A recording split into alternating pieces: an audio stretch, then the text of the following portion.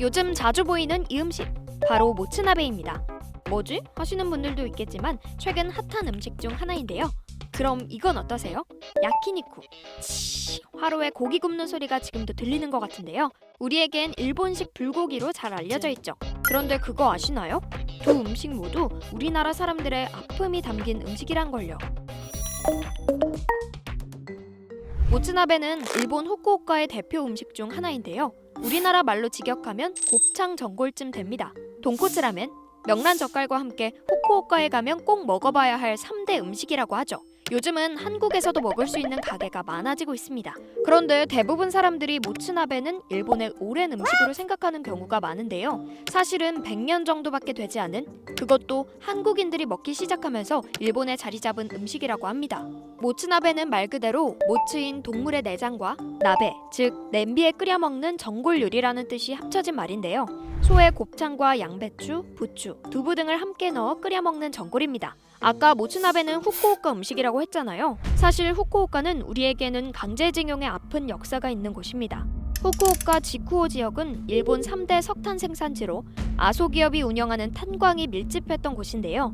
아소기업에만 약 15만 명의 조선인 노동자가 강제 동원되었다고 합니다. 이곳이 얼마나 악명 높았냐면요. 1944년 후쿠오카현이 작성한 조선인 노무자에 관한 조사표에 따르면 아소탄광의 조선인 노동자 7천여 명 가운데 5천 명 가까이 도주했다고 합니다.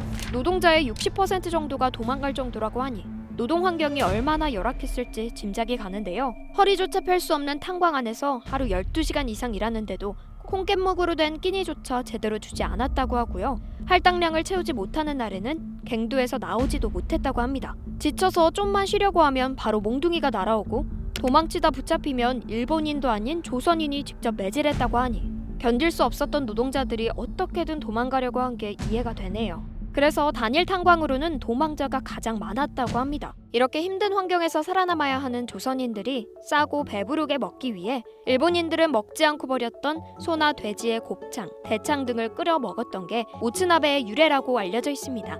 폐, 심장 그런 거 끓이면 값이 되게 싸잖아요. 값이 싸니까, 그리고 구할 수 있는 양념이 간장이니까 간장을 뿌려서 끓여서 먹었던 것이. 이런 모츠나베가 1950년대, 60년대 이후 후쿠오카 안에 제일 큰 도시인 하카타식으로 발전하면서 일본 음식으로 자리 잡았고요. 1990년대 도쿄에서 하카타식 모츠나베 집이 큰 인기를 얻으며 일본 전역에 유행하게 되었다고 해요. 그래서 한국에서도 모츠나베를 일본 음식으로 소개하는 것이죠. 이렇게 일본 음식인 줄 알았는데 우리나라의 역사가 담긴 음식이 또 있는데요. 바로 야키니쿠입니다. 야키니쿠는 굽다라는 의미의 야키와 고기라는 의미의 니쿠가 합쳐진 말로 구운 고기, 즉 숯불고기라고 생각하면 되는데요. 지금이야 와규, 고베규 등 일본 고기가 많이 알려져 있지만 사실 일본은 고기를 많이 먹는 민족은 아니었습니다. 종교 문화적인 이유로 1000년 넘게 육식 금지령이 내려져 있었거든요.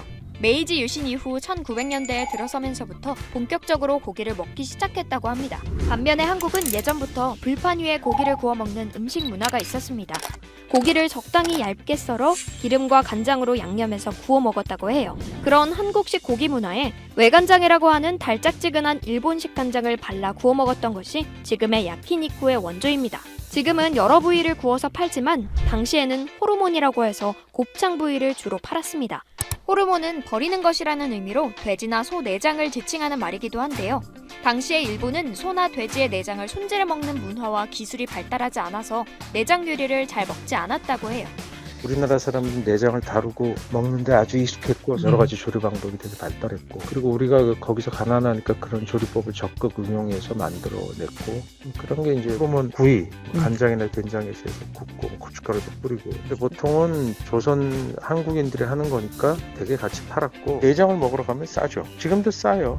가난했던 제일교포들은 좋은 고기 부위를 살 수가 없었기 때문에 모츠나베와 마찬가지로 일본인들이 안 먹던 부위들을 구워 팔기 시작하면서 생겨난 게 야키니쿠인 것이죠. 또 호르몬은 오사카 사투리 호르모노에서 나왔다는 말도 있는데요. 실제로 야키니쿠는 오사카가 가장 유명합니다. 태평양 전쟁 이후에도 본국으로 돌아오지 못했던 한국인들이 가장 많이 살던 도시가 오사카였는데요. 일본 국적이 없던 조선인들이 직업을 구하기 어려워 장사를 하면서 오사카에 큰 한인촌이 생겼고 자연스레 그곳에 야키니쿠 식당 거리가 생겨난 겁니다. 그래서 오사카에 가면 한국식 야키니쿠를 먹어야 한다고 하는데요. 이제는 뭐 일본 사람들은 그게 한국 요리라는 걸 대부분은 알아요. 한국, 북한을 가리지 않고 통칭하는 음식이에요. 그런 조리법을 적극 응용해서 만들어냈고 우리 조리법대로 그 사람들이 따라서 하죠. 오사카의 숫자가 제일 많았고 지금도 제일 많아요. 모츠나베와 야키니쿠, 이 두 요리는 한국인들이 고된 일본살이를 살아내기 위해 만들어 먹기 시작했다는 점에서 닮아 있는데요. 혹시 우리가 몰랐던 음식의 유래가 더 있다면 댓글로 알려주세요. 크랩이 알아보겠습니다.